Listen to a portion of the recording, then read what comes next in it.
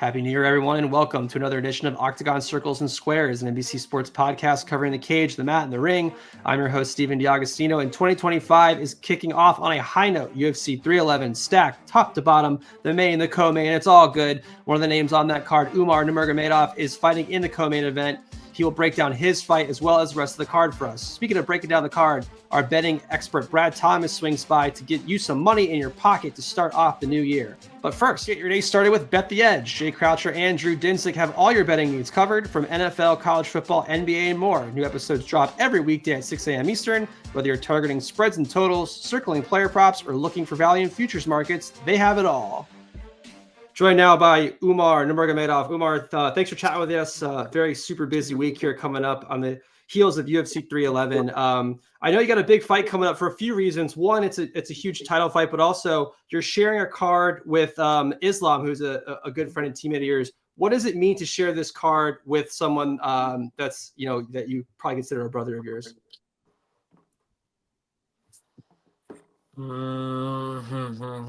It's amazing, he's one of the best fighters all of the time, I think. And right now he deserves this place, pound for pound, he really pound for pound. You mentioned a broken arm that you had suffered recently in training. You got through that. What obstacles did that provide when you were training for this fight, and how is it feeling now? I'm healthy 100%. I'm very good, and I will never take some fight, even like this fight, like title fight, was injured, and I'm healthy. I can do whatever I want. Everything is perfect. Thank you. Did you have to change anything training wise, or did it heal up very quickly? No, nothing changed, and everything is what we did was like very good, and we're ready. We're ready 100%. Let's talk about the fight now. You have a reputation for being a really dangerous striker. I think everyone thinks Merab is going to try and wrestle you here, but people forget that you fight out of a camp with a lot of tremendous wrestlers. You yourself a great grappler. If this does become a wrestling match, how confident are you in your wrestling, and how do you think it matches up with Merab's wrestling? 100%. I'm sure in my wrestling skills, and it's gonna be not easy fight for him. Do you gain any confidence knowing that you're in a room with like your cousin and other guys at Eagles that are just phenomenal wrestlers and probably better than or as good as anyone that Merab's training with as well? We train wrestling all the time. It's not because of I will fight with Merab. We train wrestling, Muay Thai. We train grappling skills, and we have to be good everywhere. And we train like we did. We doesn't we don't add something new. We're doing always like we did, and it's gonna be enough. I think one thing that was surprising that Merab said was that he's also not ruling out the fact of making this a striking match. He's willing to strike with you. Something that I think was surprising given how good you are of a striker. How do you see the fight going if he does want to stand and trade with you on the feet? Of course he will wrestle. I think he will wrestle. He have to. And when he will miss some punches, he will try to take him down. There's been a lot of hype about the trash talk between you guys. Do you think that that's overblown? Do you think it's too much, or is it a legitimate disdain for one another? I think it's all was not fake. I think he really tried to hate me, and about him I don't feel nothing. I don't feel nothing, and I just need this belt, and I don't have with him, between him and me, nothing. I just want to take this belt and go home. If he have some problem with me, and he have to do something. If he feel disrespect and he can do something, and okay, come.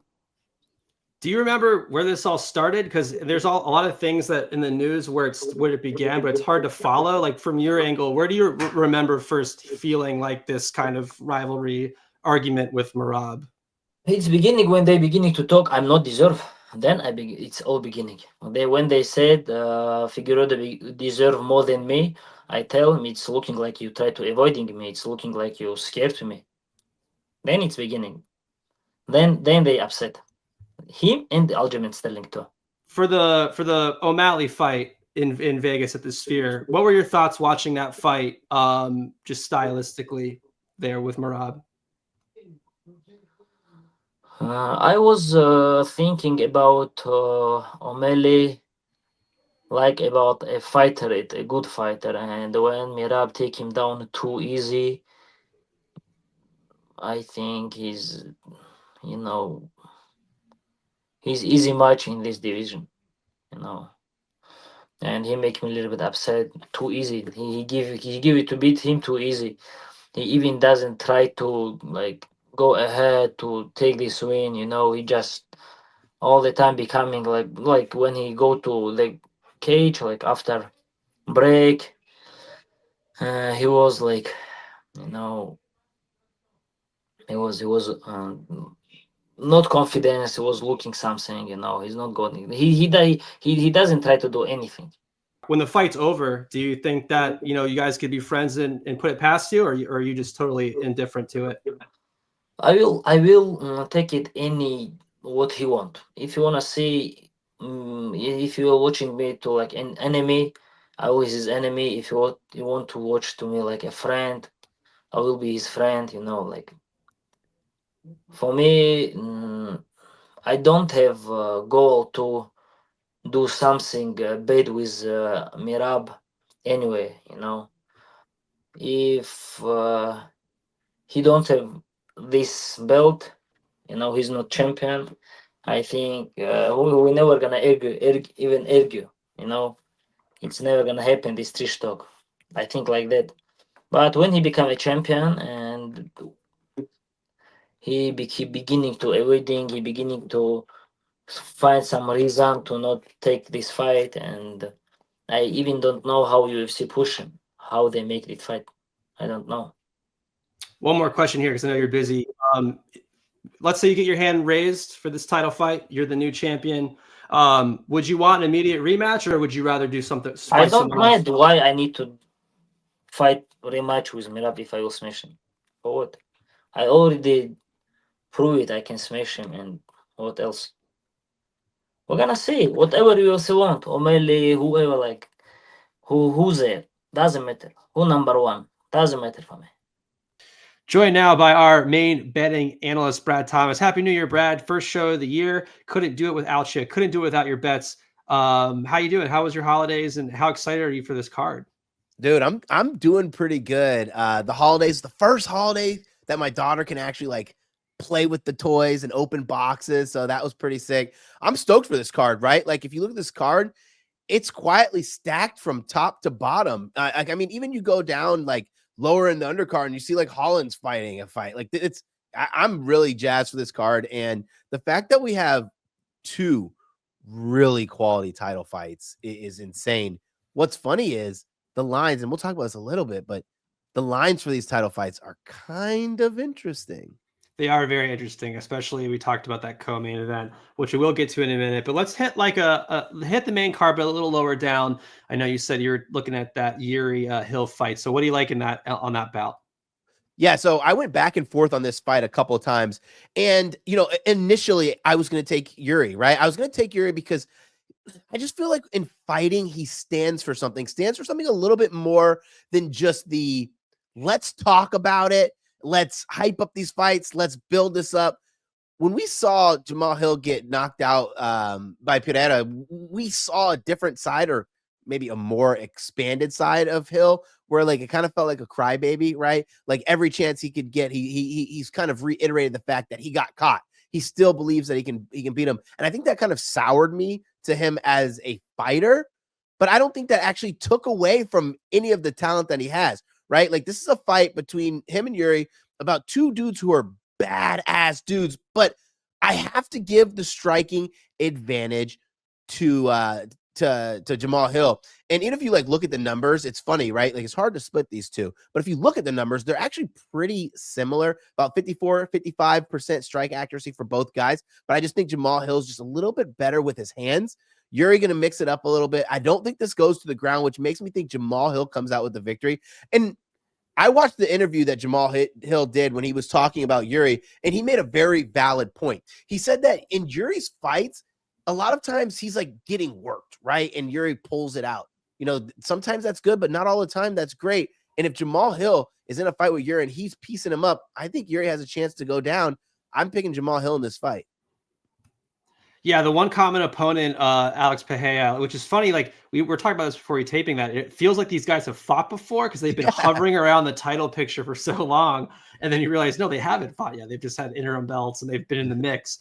It should be a lot of fireworks, two big strikers. I did think Yuri was a little more competitive with Pereira in his two fights, even though they both got knocked out, especially that MSG fight.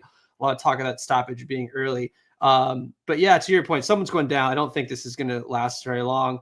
Maybe some KO props in there too might help you out, get those odds a little longer. Now let's get to the main and co-main events. We'll start with the co-main. Like we mentioned, odds are a little wonky here, Brad, with Umar and Merab here. These odds don't make sense to me. Okay, let me back up. Let me back up a second. They make sense, right? Umar 18-0. He's a very skilled striker, right? Excellent wrestler against Merab, who was an underdog to Shane O'Malley despite beating him, right? A big underdog. But I still think sometimes you got to put a little respect on the champion and you got to put a little respect on Merab. If I were just to say, if these were even odds, right? If I was getting -110, -120, -110 on both sides, I'm taking Umar, right? I think you kind of have to, given his pedigree, given his natural striking ability and how great his wrestling is. I think you have to take him. But when you're saying I'm getting about a +270 on Merab, a guy we have to talk about again, who's just ran through some freaking bad dudes, right? Aldo, Peter Yan, Cejudo, O'Malley. The guys he's fought have been absolutely elite, and he's won all those fights, right? When we look at Umar, he's fought one guy, I believe, in the top 15. Yes, he did win that Sanderson fight, but I also have said this. I think Umar can get caught, and the more you fight these top-ranked guys, the more vulnerable you're going to be. This is a title fight now. Like, he went from fighting no one in the top 15, one top 15 fight, boom, title fight. So you're telling me on the biggest stage, I know the camp he trains in, the team he's with, but 275 is way too big for Merab. I'm taking Merab. This bet's not out yet. I do think this fight goes the distance, though. We have two really high-skilled wrestlers, two guys who don't get knocked out, and two guys who want to control their opponent, which means we're going to have a lot of those big chunks taken out. And if we saw anything, even that fight against O'Malley, Merab did a pretty good job kind of eating some of those punches. In his latest interview, I was listening to Merab talk about O'Malley punches with power. He could feel it. He ate some of those, still stood. I like this one to go the distance, but I ultimately got to take Merab at this price. Going the distance seems like a no-brainer here.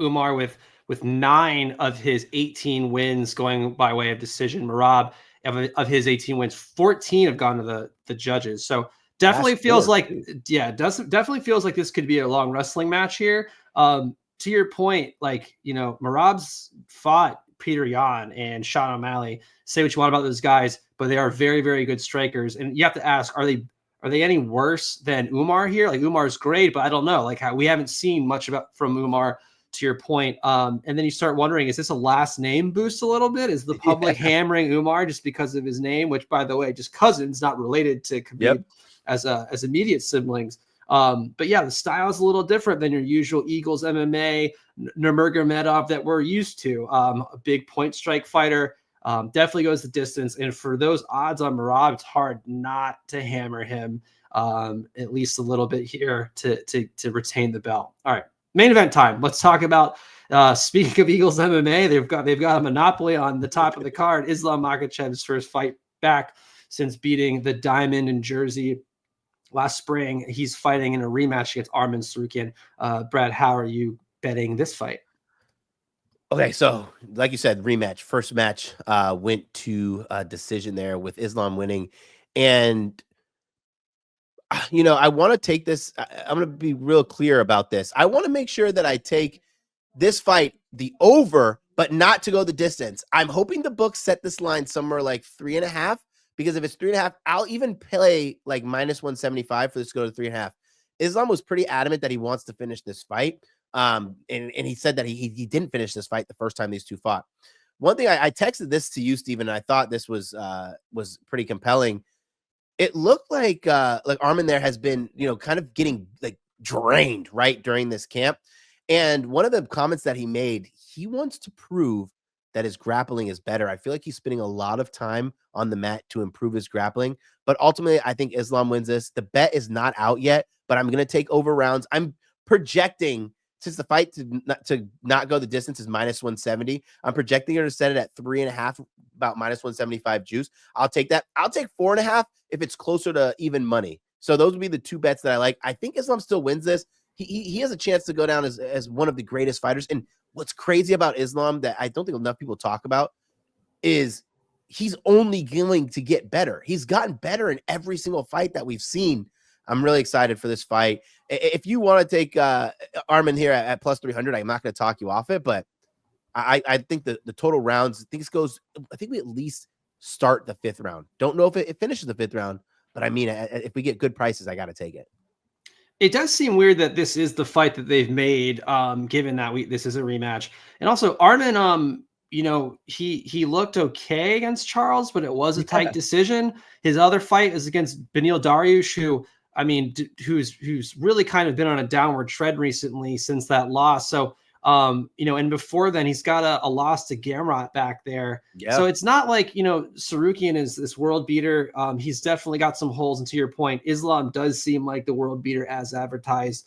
That was a huge bloodbath against Poirier last spring, but Islam dug it out. Obviously the Volk fights, I mean, he looked very impressive there. So I think we have, a true superstar on our hands. And I'm not sure Arman has the tools in the bag to meet him. So yeah, any bets you have favoring Islam in any way, you could parlay an over or maybe a finisher prop to get your odds a little longer. I think you should be confident in betting Islam here, Brad.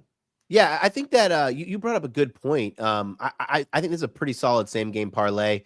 You take Islam in over 2.5 rounds. The price dependent, obviously. We'll get these released a little bit later in the week here. But man, I don't know if I said that right. Islam in over 2.5 rounds. I want to make sure I highlight the correct fighter there.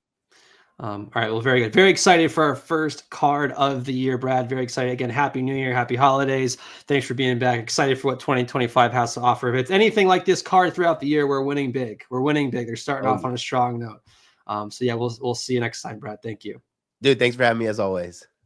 That'll do it for this edition of Octagon Circles in Squares. Stay tuned to this channel for the latest combat sports news and updates. Until then, enjoy the fights. We'll catch you next time.